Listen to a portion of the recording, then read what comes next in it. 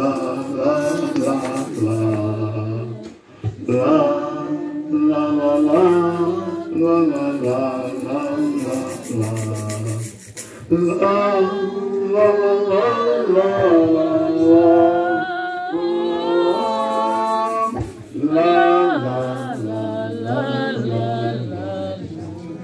Amen. Qui se souvient de ces chansons?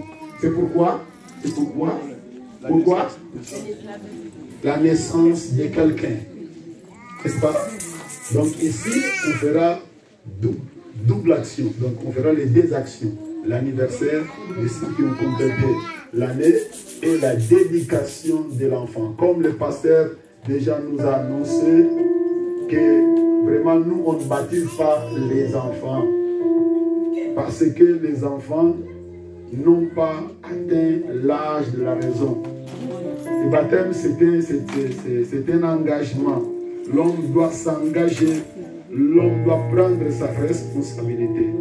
Et les enfants, vraiment, n'ont pas cette raison, n'ont pas la capacité de prendre la responsabilité d'accepter Jésus comme Seigneur et Sauveur. C'est pour cela, lors de la venue de Christ, les enfants n'auront pas de problème de l'enlèvement. Ils seront enlevés directement et automatiquement, car Jésus a fait leur providence sur la croix, comme il a fait aussi notre providence lorsqu'on accepte Jésus comme Seigneur et Sauveur. Mais on ne peut pas vraiment faire la dédication de l'enfant si on ne voit pas quelque chose dans la Bible. Dans le livre de Marc, dans son chapitre 10, dans le verset 14, qu'est-ce que la Bible nous dit? J'aimerais que quelqu'un puisse m'aider pour vraiment voir ce que la Bible nous enseigne. Nous sommes des chrétiens.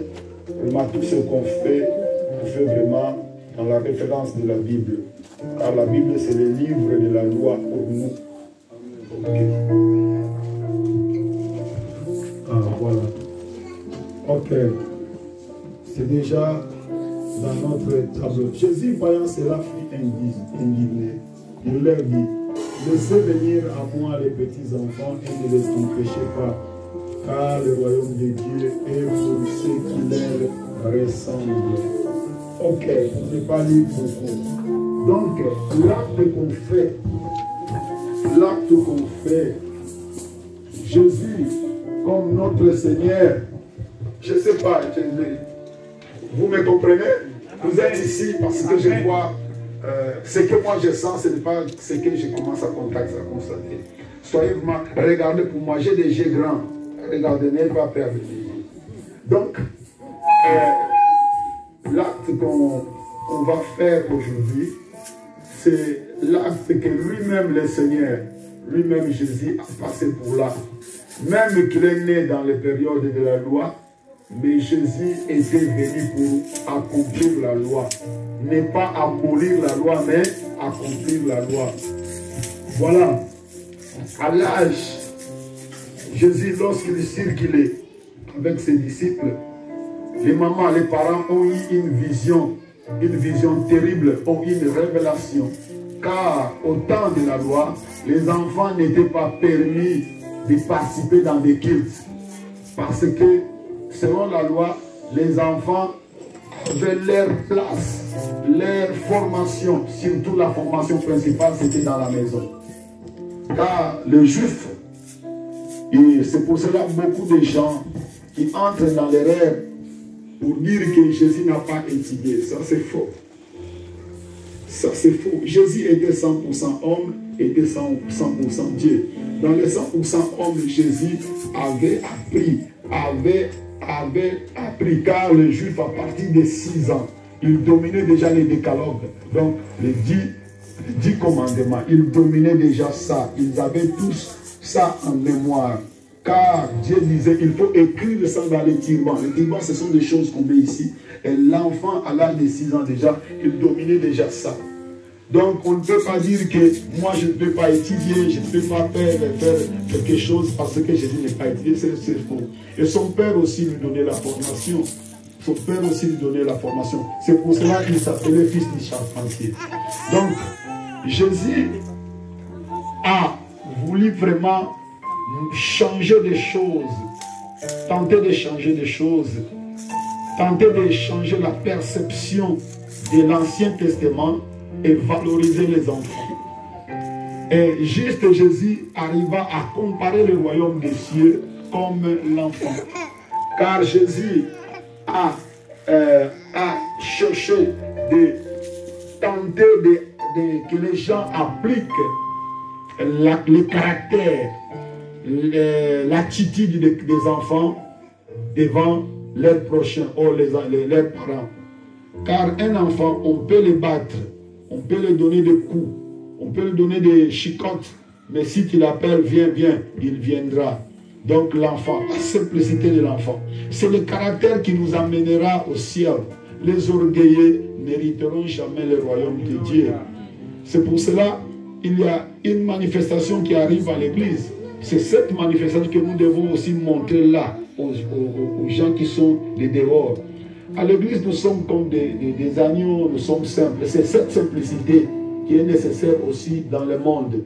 Un chrétien n'est pas orgueilleux, soit dans sa propre maison, soit devant la société. Nous sommes simples. Car le simple, lorsqu'une personne est simple, il a la capacité de comprendre des choses. Une personne orgueilleuse, on ne peut pas lui parler des choses, même les secrets. À des fois, quelqu'un veut te donner 20 € pour la cause de l'orgueil, il a la peur de te donner 20 €, car tu n'es pas simple. Mais si tu es simple, on peut te donner tout ce qui est bien. Amen. Amen. Voilà. Donc Jésus vraiment a montré l'exemple que nous suivons jusqu'aujourd'hui, car Jésus c'est notre modèle. Donc là, on vit que les parents ont venu avec leurs enfants devant Jésus pour qu'ils puissent bénir. Mais les disciples, comme ils étaient des légalistes, ils étaient des gens de loi, ils voulaient empêcher l'application de la loi au pied des Écritures. Mais Jésus s'est senti indigné, comme la Bible dit. Il dit, laissez les petits enfants venir à moi et ne les empêchez. Et Jésus a dit, nous qui avons besoin d'accepter Jésus comme Seigneur et Sauveur. Mais l'enfant n'a pas besoin d'accepter. Il croit en tout. Il a la facilité de percevoir les choses. Et Jésus a dit, le royaume des cieux, ça ressemble à eux. Attention, ce n'est pas comme les enfants, mais ça ressemble. Donc nous et que devons faire l'effort pour se ressembler aux attitudes des enfants. Donc l'humilité, la simplicité, l'amour même aux nos offenses. Donc c'est vraiment ça. Et Jésus a pris les enfants et il les a bénis. Il n'est pas baptisé, mais il les a bénis. C'est cet exemple que nous ferons aujourd'hui. C'est une grâce de bénir les enfants. Ok, on ne peut pas bénir un enfant, on ne peut pas bénir une personne sans que l'Église doit s'élever pour qu'ensemble puisse bénir notre enfant. Alléluia.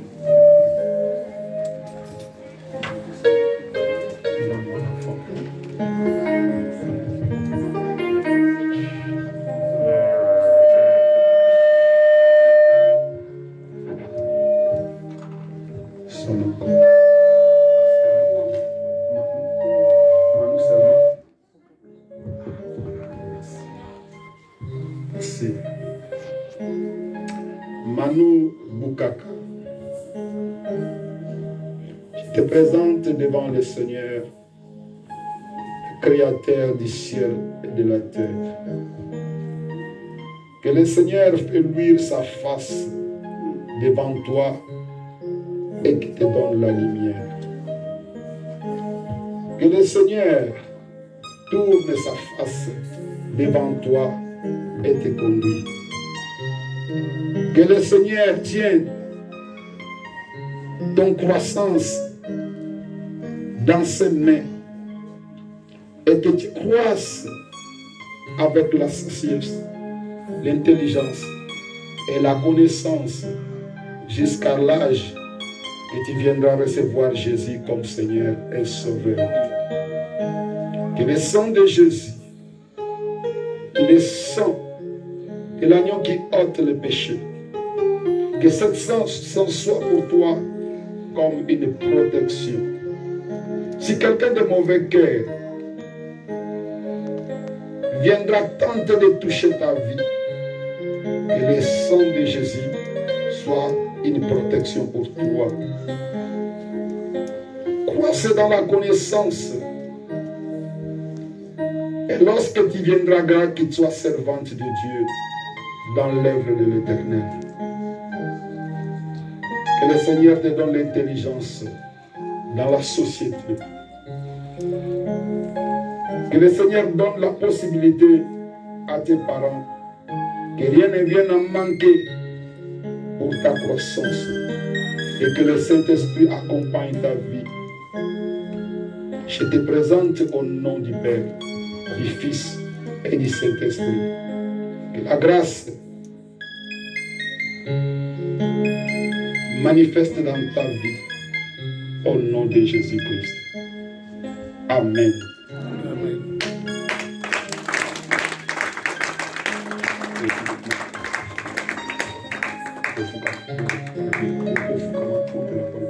Tu peux s'asseoir, ça chez nous.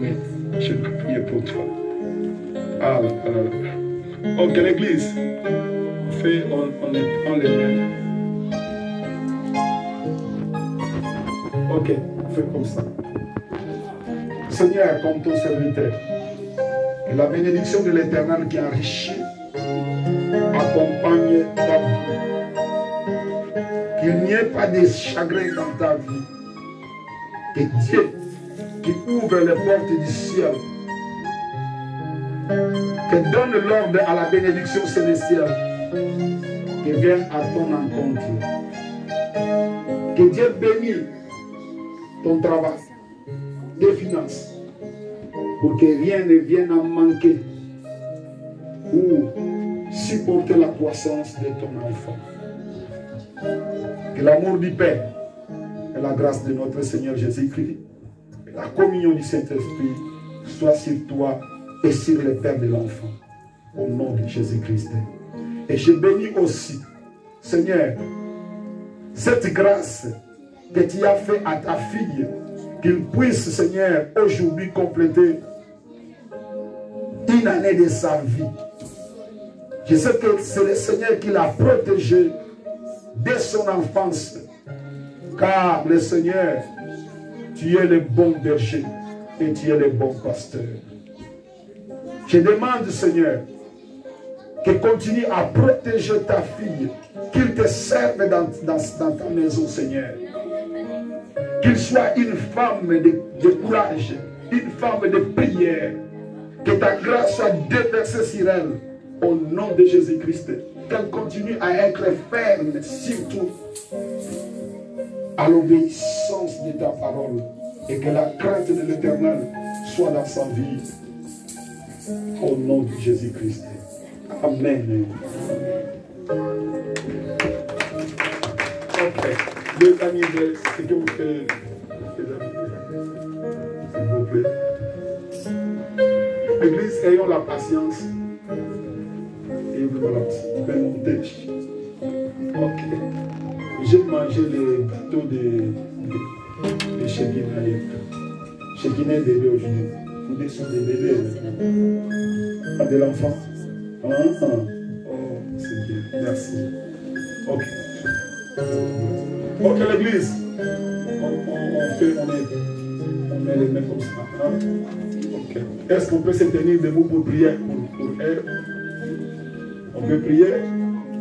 Ok, on prie ensemble. Seigneur, toi tu es celui qui connaît nos années.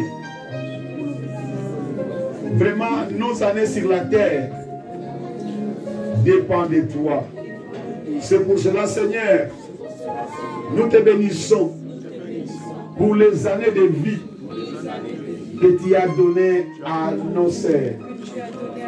Merci Jésus. Nous te supplions, continuez à protéger leur vie, tout ce qu'ils feront durant le temps de leur vie ici sur la terre. Que ta main puisse accompagner. Qu'ils vivent de succès en succès. et de gloire en gloire. Merci Jésus pour tout ce qu'il a fait à nos sœurs. Au nom de Jésus-Christ. Amen. Ok.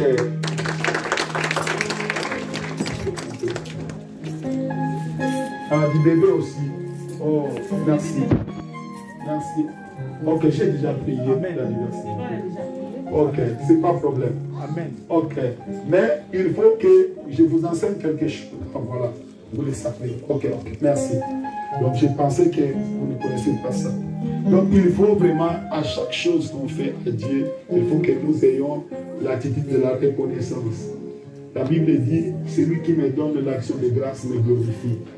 Et Dieu aime que les gens, surtout nous qui ont la connaissance, nous, on ne fait pas des choses comme les autres et nous ne sommes pas manipulés. Tout ce qu'on fait, on fait avec la connaissance. C'est pour cela, ce n'est pas mauvais que votre pasteur, vos serviteurs vous parlent des choses qui disent respect à la bénédiction. Si eux, ils ne parlent pas, Dieu ne vous bénira pas. Donc, tout ce que nous enseigne nous amène à la connaissance. Lorsqu'on a la connaissance, on fait des choses très bien parce qu'on a la connaissance. Donc, dans l'église, il faut les serviteurs, les pasteurs, surtout l'ange de l'église, il a la capacité d'enseigner le peuple, surtout dans la matière de la bénédiction, de la libéralité. C'est très important. Nous, on a déjà habitué à ça, comme l'évangéliste Timothée, personne ne peut l'enseigner. Il sait la libéralité. Donc nous, c'est vraiment automatique. Lorsqu'on parle sur la libéralité, l'Église ne se perturbe pas parce qu'ils savent que seulement en donnant, on va recevoir. Et Jésus a dit à la joie de donner, dit de recevoir. Donc, c'est ça vraiment que l'Église doit se faire. Ne voyez pas que nous sommes. Et je vous dis, tant qu'on vivra ici sur la terre, il y aura des besoins et il y aura des nécessités. Et Dieu n'utilise pas les anges, il utilise nous qui sommes ses enfants pour faire la libéralité, surtout à l'église, et entre nos prochains aussi. Donc, il faut savoir ça. Je donne grâce à Dieu que le pasteur Séraphin, ce n'est pas un pasteur manipulateur. Parce qu'il a déjà, Dieu m'a dit, il faut passer 10 personnes, Dieu va les bénir. Nous, on ne sait pas ça. La Bible parle de la libéralité et de la prospérité. Donc nous, on enseigne le peuple de Dieu à savoir. Mais on n'oblige pas les personnes, on ne manipule pas les personnes pour qu'ils puissent donner. Nous ne sommes pas comme ça. Mais je sais que les données est nécessaire dans l'église. Amen. Si nous voulons être bénis, il faut avoir la libéralité. Sinon, on aura la vie de lamentation. Ce n'est pas bien ça. Ok, on va passer directement dans notre message, le thème qu'on est en train de parler. Seigneur, bénis ta parole. Bénis ces moments. Seigneur, bénis chacun de nous qui nous sommes ici. Car ta parole, c'est la bénédiction. Fais ce que tu veux, car tu es le souverain Dieu. Papa, on croit qu'on est devant toi comme des enfants et comme des fils aussi. Nous enseigne la vérité, car tu nous as dit, vous connaîtrez la vérité vous affranchira. Et la vérité, c'est ton Fils Jésus-Christ. Le mystère caché dans tous les siècles, mais révélé aujourd'hui, dans ce siècle présent, que Christ en nous, c'est l'espérance de la gloire.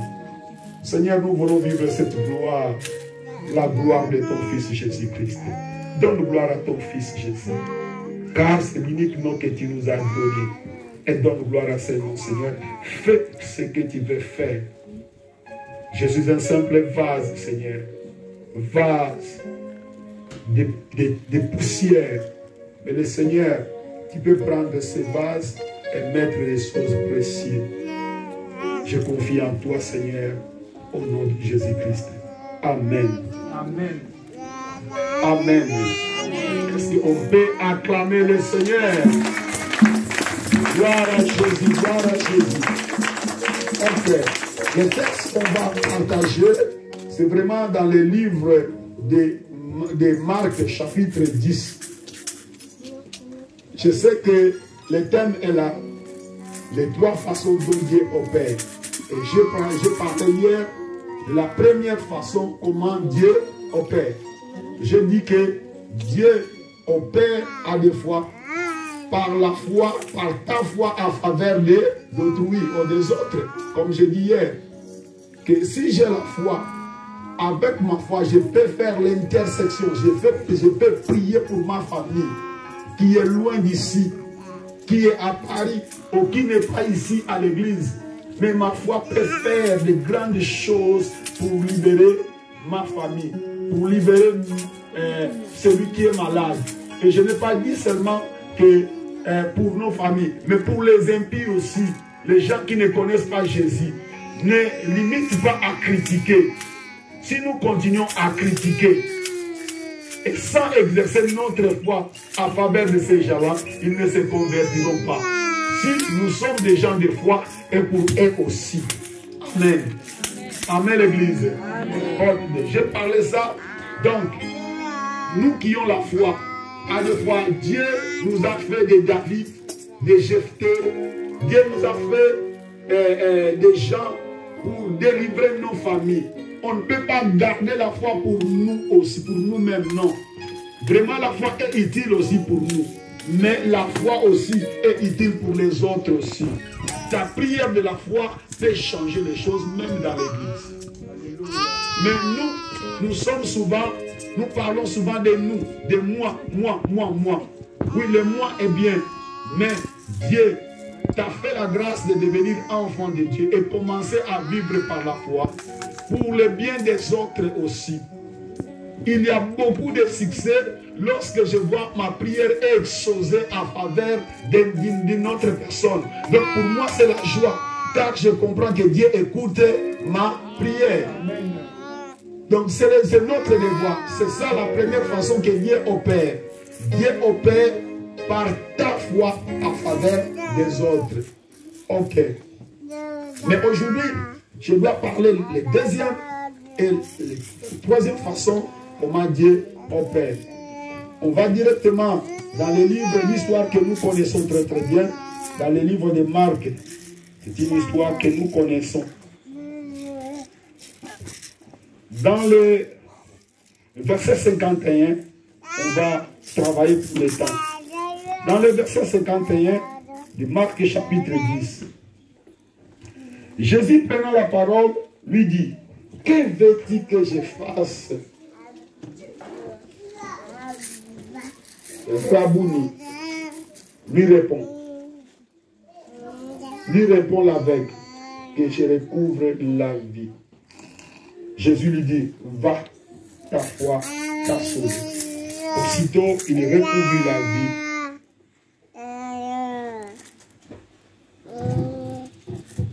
Ok. Aussitôt, il recouvra la vie et suivit Jésus dans le chemin. Amen. Amen. Amen. Amen. Ok, on peut prendre place, s'il vous plaît. Ok. Je voudrais vraiment parler sur la deuxième façon de comment Dieu peut opérer. Mais attention, j'ai parlé de la puissance de l'acquisition. Ok. Comme on connaît déjà la première façon, c'est par ma foi en faveur des autres. Aujourd'hui, je dois parler la deuxième façon, par ma foi en faveur de moi-même. Par ma foi en faveur de moi-même. Donc, si j'ai la foi, c'est l'outil que Dieu a donné à l'Église, à nous comme enfants de Dieu. Et je répète, la foi, c'est notre manière de vivre. C'est la condition sine qua non qu'on peut acquérir ou à recevoir des choses de Dieu. Et je vous ai déjà parlé que les choses qu'on manifeste la foi, ce sont des choses qui existent déjà. Donc, si moi je n'ai pas ces choses, les autres ont. Si moi je n'ai pas la maison, les autres ont la maison. Si moi je n'ai pas les enfants, les autres ont les enfants. Si moi je n'ai pas la santé, les autres ont la santé, mais moi je n'ai pas. Mais comme chrétien, j'ai besoin de la santé, j'ai besoin des enfants, j'ai besoin des papiers, j'ai besoin de toutes ces choses. C'est là où je dois actionner ma foi. Que les choses que les autres ont, parce qu'eux aussi sont des personnes, et moi j'en ai besoin, l'unique manière, comme enfant de Dieu, avec la connaissance que j'ai, est à travers de ma foi. Amen. Amen. Amen. Amen. Écoutez-moi bien, je serai vraiment brève, parce que j'ai la confiance qu'on va prier un peu. Donc, les choses qui existent, il y a aussi les choses qui n'existent pas, comme les salis. On ne voit pas les salis, mais notre foi voit les salis. Il nous amène le salut. Il garantit notre assurance que nous sommes sauvés. Amen. Si l'enfant de Dieu, un chrétien qui est dans l'église, un chrétien qui connaît Dieu, il n'a pas l'assurance de son salut, il n'est pas sauvé. Donc c'est la foi qui nous amène vraiment à voir le salut qu'on ne voit pas. Car notre foi est fondée à la base de la parole de Dieu. Donc, nous, comme chrétiens, enfants de Dieu, lorsqu'on nous parle du ciel, le ciel qu'on nous parle, ce n'est pas ce ciel qu'on voit, le ciel astral, le sidéral, l'espace noir. Ce n'est pas ça. Il y a un ciel que toi et moi, qu'on voit par la foi, qui est plus que la terre, qui est plus que les États-Unis d'Amérique, qui est plus que l'Europe. Il y en a, comme Jésus a dit, je vais vous préparer une place. Hey. Mais c'est la foi qui voit la place que Jésus a préparée. Raison pour laquelle le chrétien, lorsqu'il a la foi, de voir aussi les choses qui sont invisibles, les choses divines qui sont invisibles, cet chrétien, rien ne peut l'empêcher de marcher dans les chemins de Dieu. On peut le provoquer, on peut le critiquer, mais s'il a l'assurance de son salut, rien ne l'empêchera. Soit la pluie, soit quelle que soit la circonstance. Car la foi l'amène à voir les choses spirituelles. Amen. Mais les choses matérielles que nous avons besoin, comme le frère a besoin, même à des fois nous sommes attirés par la vision, par ce qu'on sent, parce qu'on veut voir pourquoi. Mais comme je sais que les choses existent, donc mon frère, ma soeur, la matière de la foi, c'est la matière qui nous donne la force. Les choses peuvent faillir. Les choses, à des fois, ne peuvent pas donner exact. Mais comme j'ai la foi, ça finira à donner car les choses sont là. Amen. Si aujourd'hui les gens me parlent que je n'ai pas de papier, on m'appelle sans papier. Mais ceux qui m'appellent sans papier, parce que je sais que les papiers sont dans les préfectures. J'aurai des papiers avec ma foi. Car la foi voit déjà les papiers qui sont dans les préfectures. Et ces papiers-là, c'est pour toi. Même on t'a rejeté. C'est pour cela, un chrétien, c'est celui qui bat. Qui ne relâche pas. Donc c'est ça. Ok, la foi. En faveur de nous-mêmes. L'histoire qu'on voit ici, c'était d'un homme qu'on connaît beaucoup, qu'on connaît mieux. C'était Bartimée, fils de Timée. Cet homme avait vraiment un problème sérieux sur sa santé. Mais, selon l'expression, ce que la Bible nous dit sur Bartimée, je vois que Bartimée voyait. Parce qu'il a utilisé le verbe recouvrir la vie. Donc, il voyait. Mais je ne sais pas qu'est-ce qui est arrivé dans la vie de Bartimée. Moi, je ne sais pas et je ne peux pas spéculer. Et je ne peux pas, comme la Bible ne parle pas, je ne peux pas spéculer. Mais la Bible dit qu'il voulait qu'il voie. Et il n'était pas au chemin où Jésus passait. Il était à l'écart. Mais ce que moi je comprends, que Bartimée avait une révélation, je continue à parler de révélation. Bartimée avait une révélation. Même les gens le mettaient à côté. Les gens le voyaient comme un mendiant, le voyaient comme un aveugle. Mais l'aveugle là, qu'on voyait, il avait une révélation que les autres qui suivaient Jésus n'avaient pas. Car lui, il a découvert que le salut d'Israël, Israël attendait un Messie. Amen. C'est pour cela qu'il a dit. Il savait aussi que le Messie viendra de la lignée de David. Or, la lignée de David, c'est la lignée royale. C'est pour cela que les chrétiens vivent la royauté. Nous avons la royauté. Car Jésus nous a donné le pouvoir, l'autorité et la domination. Là où tu passes, tu commences à dominer. Là où tu passes, soit dans ta maison, tu as l'autorité. Amen. Donc, David, c'est Bartimée. Les gens les mettaient à côté. Mais la révélation qu'il avait a fait que Jésus, au milieu de tous, écoute bien Bartimée. Lorsque le chrétien est entouré d'une révélation, le Saint-Esprit révèle les choses. Ce chrétien, on peut être beaucoup de gens, mais ce chrétien-là fera la différence. Amen. Il y aura la différence. Bartimée a fait la différence. Une personne négligée, une personne abandonnée, une personne au profit des autres. Je dis à quelqu'un que les gens peuvent t'abandonner. Ta famille peut t'emprisonner. Mais si tu as une révélation, je te dis la vérité, que la chose fera la différence. Amen. Bartimée abandonné. Mais la chose, au milieu des timides, au milieu des bruits, Dieu a discerné la voix de Bartimée. Et il a dit, Bartimée, appelle, il a dit aux autres, appelle qu'ils viennent. Et les gens qui ont péché, lorsque Bartimée parlait à haute voix, ce sont eux qui ont dit, il y a la chance. Nous, on n'a pas la chance, mais nous, on a la bénédiction.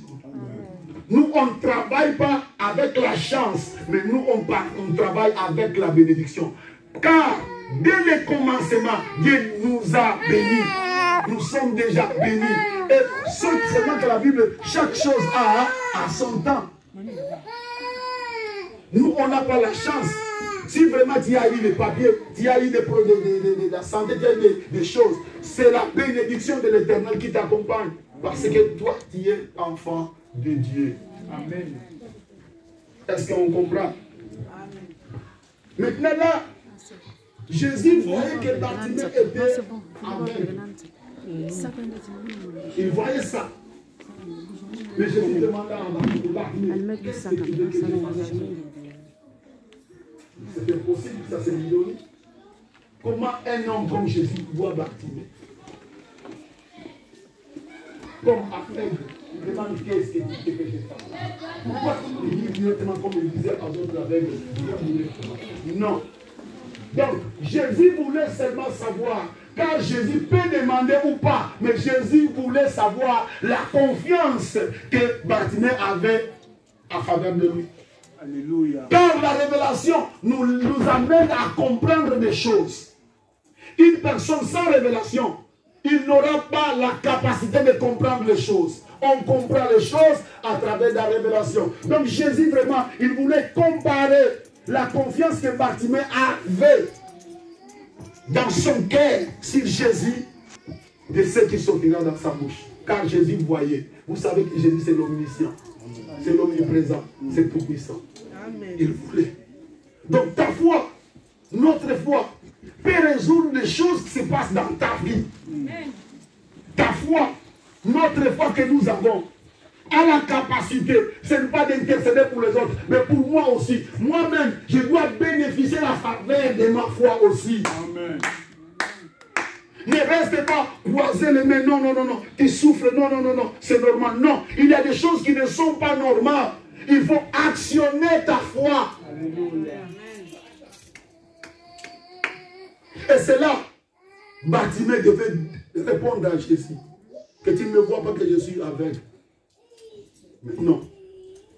Comme Bartimée avait déjà une révélation en lui. Il savait qu'à Jésus le Messie, rien n'était impossible. C'est pour cela qu'il dit, j'ai fait que j'ai recouvré la vie. Amen. Et là, la Bible dit, Jésus a dit, vois que ta foi t'a sauvé.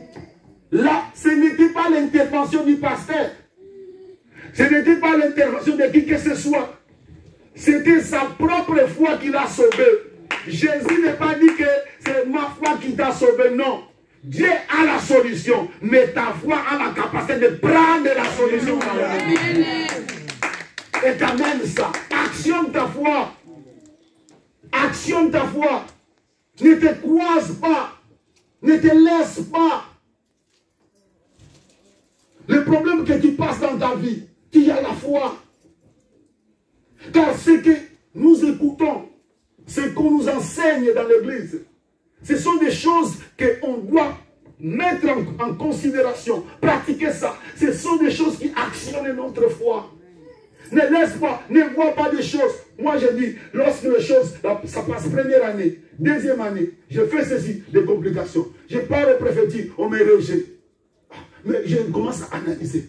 Premièrement, je vois, mais j'ai tous mes papiers, ce qu'ils ont demandé. Mais qu'est-ce qui se passe?